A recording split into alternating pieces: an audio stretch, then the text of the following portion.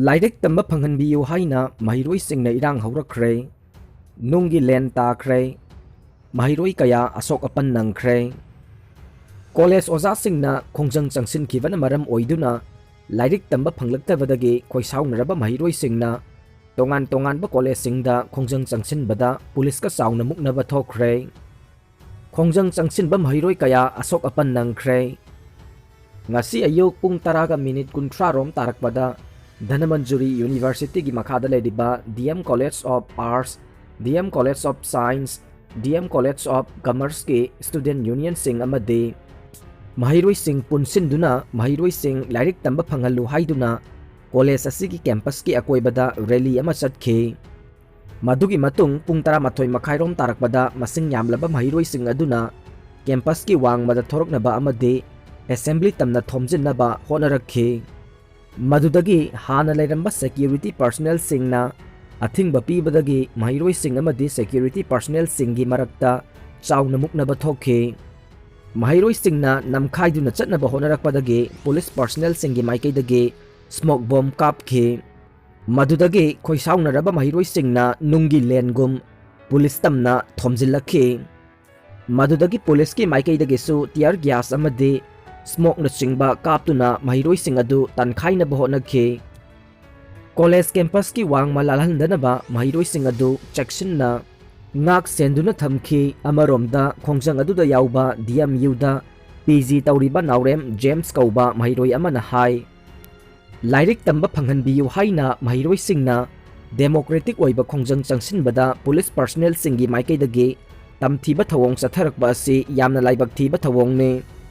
ꯑꯁꯤꯒꯨꯝꯕ ꯊꯧꯑꯣꯡ ꯑꯁꯤꯅ ꯃꯔꯝ ꯑꯣꯏꯗꯨꯅ DMUꯒꯤ ꯃꯈꯥꯗ ꯂꯩꯕ ꯈꯣꯡꯖꯪ ꯆꯪꯁꯤꯟꯕꯗ ꯌꯥꯎꯕ ꯃꯍꯩꯔꯣꯏ 9 ꯂꯣꯝ ꯑꯁꯣꯛ ꯑꯄꯟ ꯅꯪꯗꯨꯅ ꯍꯣꯁꯄꯤꯇꯥꯜꯗ ꯂꯥꯏꯀꯠꯅꯈꯤ ꯍꯥꯏꯈꯤ꯫ ꯈꯣꯡꯖꯪ ꯑꯗꯨꯒ ꯃꯔꯤ ꯂꯩꯅꯅ DM college of arts girls common ꯔꯨꯝꯒꯤ ꯁꯦꯀ꯭ꯔꯦꯇꯔꯤ ꯑꯣꯏꯔꯤꯕꯤ ꯂꯥꯏꯃꯌꯨꯝ ꯁꯦꯂꯤꯅꯥꯅ ꯍꯥꯏꯈꯤꯕꯗ, ꯀꯣꯚꯤꯗ-19ꯒꯤ ꯂꯥꯏꯅꯥ ꯂꯥꯏꯆꯠꯅ ꯃꯔꯝ ꯑꯣꯏꯗꯨꯅ ꯃꯇꯝ ꯀꯨꯏꯅ ꯂꯥꯏꯔꯤꯛ ꯇꯝꯕ ꯐꯪꯂꯨꯗ꯭ꯔꯕ ꯃꯍꯩꯔꯣꯏꯁꯤꯡ ꯍꯟꯗꯛ ꯂꯥꯏꯔꯤꯛ ꯇꯝꯕ ꯐꯪꯂꯛꯄ ꯇꯥꯡꯀꯛ ꯑꯁꯤꯗ ꯑꯣꯖꯥꯁꯤꯡꯅ ꯈꯣꯡꯖꯪ ꯆꯪꯁꯤꯟꯗꯨꯅ ꯂꯩꯈꯤꯕꯅ ꯃꯔꯝ ꯑꯣꯏꯗꯨꯅ ꯑꯦꯄ꯭ꯔꯤꯜ ꯊꯥꯗ ꯑꯦꯛꯖꯥꯝ ꯊꯥꯒꯗꯧꯔꯤꯕꯁꯤ ꯐꯥꯎꯕ ꯂꯥꯏꯔꯤꯛ ꯅꯤꯡꯊꯤꯅ ꯇꯝꯕ ꯐꯪꯗꯅ ꯂꯩꯔꯤ꯫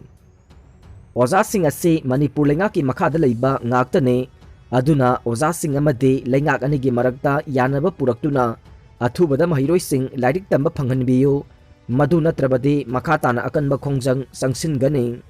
ꯃꯍꯥꯛꯅ ꯃꯈꯥ ताना ꯍꯥꯏ, ꯂꯥꯏꯔꯤꯛ ꯇꯝꯕꯤꯌꯨ ꯌꯥꯔꯣꯏꯗꯕ ꯑꯣꯖꯥꯁꯤꯡ ꯌꯥꯎꯔꯛꯂꯕꯗꯤ ꯃꯗꯨꯗ ꯂꯩꯉꯥꯛꯀꯤ ꯑꯣꯏꯕ ꯑꯦꯛꯁꯟ ꯑꯗꯨ ꯂꯧꯈꯠꯄꯤꯌꯨ꯫ ꯃꯍꯩꯔꯣꯏꯁꯤꯡꯕꯨ ꯅꯨꯡꯁꯤꯖꯕ ꯂꯥꯏꯔꯤꯛ ꯇꯝꯕꯤꯒꯗꯕ ꯑꯣꯖꯥꯁꯤꯡ ꯑꯗꯨꯅ ꯀ꯭ꯂꯥꯁ ꯇꯧꯍꯟꯕꯤꯌꯨ ꯍꯥꯏꯈꯤ꯫ ꯍꯥꯏꯔꯤꯕ ꯃꯇꯝ ꯑꯁꯤꯗꯁꯨ ꯃꯁꯤꯡ ꯌꯥꯝꯂꯕ ꯃꯅꯤꯄꯨꯔ ꯀꯣꯂꯦꯖꯀꯤ ꯃꯍꯩꯔꯣꯏꯁꯤꯡ ꯊꯣꯔꯛꯇꯨꯅ ꯂꯝꯕꯤ ꯊꯤꯡꯗꯨꯅ ꯂꯥꯏꯔꯤꯛ ꯇꯝꯕ ꯐꯪꯍꯟꯕꯤꯌꯨ ꯍꯥꯏꯅ ꯈꯣꯡꯖꯪ ꯆꯪꯁꯤꯟꯈꯤ꯫ ꯃꯗꯨꯗꯒꯤ ꯁꯦꯀ꯭ꯌꯨꯔꯤꯇꯤ ꯄꯔꯁꯣꯅꯦꯜꯁꯤꯡ ꯆꯪꯁꯤꯟꯗꯨꯅ ꯇꯥꯟꯈꯥꯏꯕꯗ ꯃꯍꯩꯔꯣꯏ 6 ꯂꯣꯝ ꯑꯁꯣꯛ ꯑꯄꯟ ꯅꯪꯈꯤ ꯍꯥꯏꯔꯤ꯫ ꯉꯁꯤꯒꯤ ꯈꯣꯡꯖꯪ ꯑꯗꯨꯗ ꯑꯁꯣꯛ ꯑꯄꯟ ꯅꯪꯈ꯭ꯔꯕ ꯃꯍꯩꯔꯣꯏꯁꯤꯡ ꯑꯗꯨꯒꯤ ꯃꯅꯨꯡꯗ ꯅꯤꯀꯤꯇꯥ ꯋꯥꯏꯈꯣꯝ, ꯕꯥꯁꯤꯈꯣꯡ, ꯂꯥꯏꯁ꯭ꯔꯝ ꯖꯤꯅꯥ ꯗꯦꯕꯤ, ꯍꯤꯌꯥꯡꯊꯥꯡ ꯃꯈꯥ ꯂꯩꯀꯥꯏ, ꯊꯤꯡꯕꯥꯏꯖꯝ ꯔꯦꯕꯤꯀꯥ ꯈꯣꯡꯖꯣꯝ, ꯍꯥꯎꯕꯝ ꯁꯣꯅꯤꯌꯥ, ꯁꯒꯣꯜꯕꯟ ꯃꯩꯅꯣ ꯂꯩꯔꯛ, ꯍꯩꯀ꯭ꯔꯨꯖꯝ ꯑꯕꯦꯁꯅꯥ, ꯀꯣꯗꯣꯝꯄꯣꯛꯄꯤ, ꯑꯁꯦꯝ ꯗꯦꯆꯨ ꯃꯤꯇꯩ, ꯑꯣꯏꯅꯥꯝ ꯁꯑꯣꯝꯕꯨꯡ ꯑꯋꯥꯡ ꯂꯩꯀꯥꯏ, CH ꯑꯖꯃꯤꯔ ꯈꯥꯟ, ꯏꯔꯣꯡ ꯁꯦꯁꯥꯕ ꯃꯊꯛꯅꯆꯤꯡꯕꯅꯤ꯫ ꯈꯣꯡꯖꯪ ꯑꯗꯨꯗ ꯁꯣꯛꯂꯕ ꯃꯍꯩꯔꯣꯏꯁꯤꯡ ꯑꯗꯨ ꯔꯤꯝꯁ ꯑꯦꯗꯚꯥꯟꯁ ꯍꯣꯁꯄꯤꯇꯥꯜ ꯏꯕꯣꯌꯥꯏꯃ ꯌꯥꯎꯅ ꯑꯇꯩ ꯍꯣꯁꯄꯤꯇꯥꯜꯁꯤꯡꯗ ꯂꯥꯏꯀꯠꯅꯈꯤ꯫ ꯈꯣꯡꯖꯪ ꯑꯗꯨꯗ ꯁꯦꯀ꯭ꯌꯨꯔꯤꯇꯤ ꯄꯔꯁꯣꯅꯦꯜ ꯈꯔꯁꯨ ꯑꯁꯣꯛ ꯑꯄꯟ ꯅꯪꯈꯤ ꯍꯥꯏꯔꯤ꯫ ꯂꯤꯇꯔ ꯇꯪꯈꯥꯏꯒꯤ ꯏꯁꯤꯡ ꯕꯣꯇꯜꯁꯤꯡ ꯁꯥꯕ ꯊꯤꯡꯈ꯭ꯔꯦ꯫ ꯑꯃꯨꯛꯇꯒꯤ ꯍꯦꯟꯅ ꯁꯤꯖꯤꯟꯅꯔꯣꯏꯗꯕ ꯄ꯭ꯂꯥꯁꯇꯤꯛꯀꯤ ꯄꯣꯠꯂꯝꯁꯤꯡ ꯄꯨꯊꯣꯛꯄ ꯑꯃꯁꯨꯡ ꯁꯤꯖꯤꯟꯅꯕꯁꯨ ꯊꯤꯡꯈ꯭ꯔꯦ꯫ ꯃꯅꯤꯄꯨꯔꯒꯤ ꯃꯐꯝ ꯀꯌꯥꯗ ꯄ꯭ꯂꯥꯁꯇꯤꯛꯀꯤ ꯋꯥꯇꯔ ꯕꯣꯇꯜ, ꯀꯦꯔꯤ ꯕꯦꯒꯅꯆꯤꯡꯕ ꯄꯣꯠꯂꯝ ꯀꯌꯥ ꯆꯥꯏꯊꯣꯛꯄꯒꯤ ꯆꯥꯡ ꯋꯥꯡꯈꯠꯂꯛꯂꯤꯕ ꯑꯁꯤꯒꯤ ꯌꯦꯡꯂꯒ ꯂꯥꯛꯂꯤꯕ ꯃꯦ 15ꯗꯒꯤ ꯁ꯭ꯇꯦꯠ ꯑꯁꯤꯗ ꯂꯤꯇꯔ ꯑꯃꯗꯒꯤ ꯇꯥꯕ ꯄꯦꯀꯦꯖ ꯗ꯭ꯔꯤꯡꯀꯤꯡ ꯋꯥꯇꯔ ꯕꯣꯇꯜꯁꯤꯡ ꯁꯥꯕ ꯑꯃꯗꯤ ꯌꯣꯟꯕꯒꯤ ꯊꯕꯛ ꯊꯤꯡꯂꯒꯅꯤ ꯍꯥꯏꯅ ꯃꯅꯤꯄꯨꯔ ꯂꯩꯉꯥꯛꯀꯤ forest environment and climate change ꯗꯤꯄꯥꯔꯠꯃꯦꯟꯠꯅ ꯊꯥ ꯑꯁꯤꯒꯤ 16ꯇ ꯅꯣꯇꯤꯐꯤꯀꯦꯁꯟ ꯑꯃ ꯊꯣꯛꯈ꯭ꯔꯦ꯫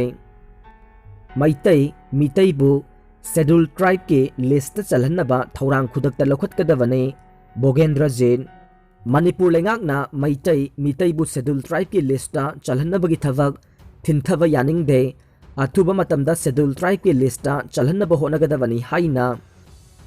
एसटी डिमांड कमिटी की जनरल सेक्रेटरी के बोगेंद्रजीत नंगसी इम्फाल की थाउ ग्राउंड मनाक्ता पांगथोखिबा वाकन मिफमदा फोंदोखरे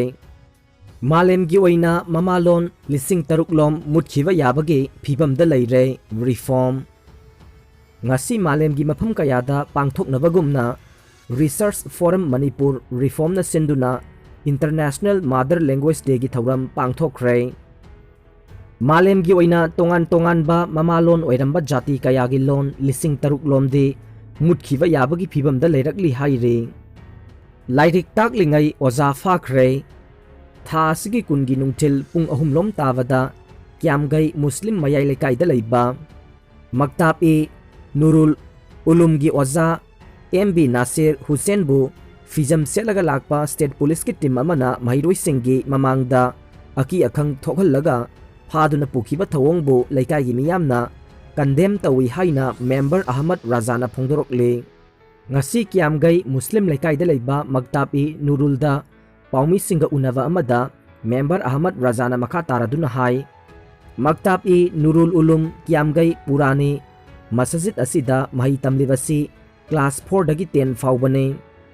ओजा एमबी नासिर हुसैन ना महिरोई सिंगबु मही तमलिंगै मतमदा थौदोक असि थोखिबने मसीना आंगांग सिंग अदुदा अकी अखंगसु थोखल्ले मरम सुपीदना आइन मखुता पाई हाइदुना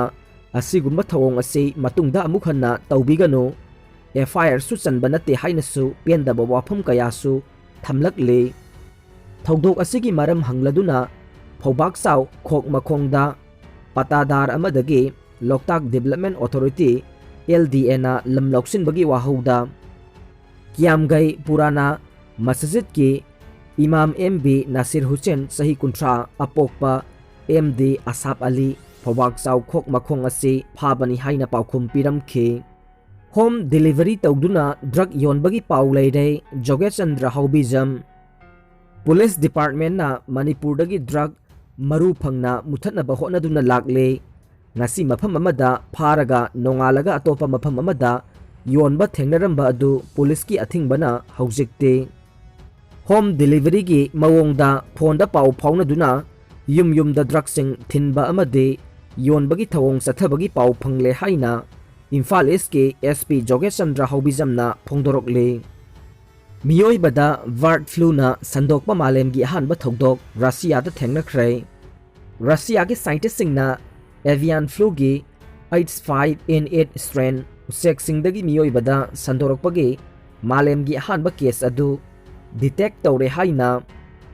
ngarang thangja numita russia na haikhre amasung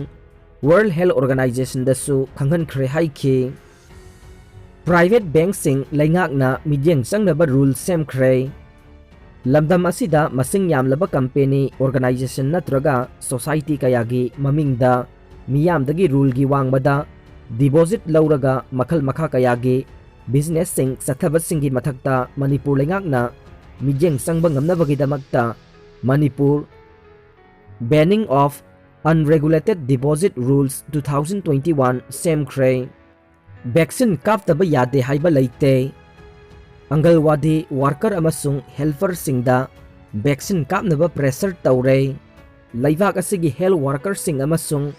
front line warrior सिंगदा कोविड-19 ngakthoknanaba वैक्सीन कापगी कैंपेन असिदा कनागुम्बा अमबु सुंगसोई सोइदना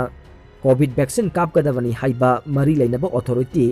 अमतगी याथंग लैते अदुमकपु फ्रंट लाइन वॉरियर ओइना कोविड-19 लांथेंगनबदा याउरिबा अंगलवादी वर्कर अमसुंग हेल्पर सिंगबु मखोइगी सुपरवाइजर सिंग अमदी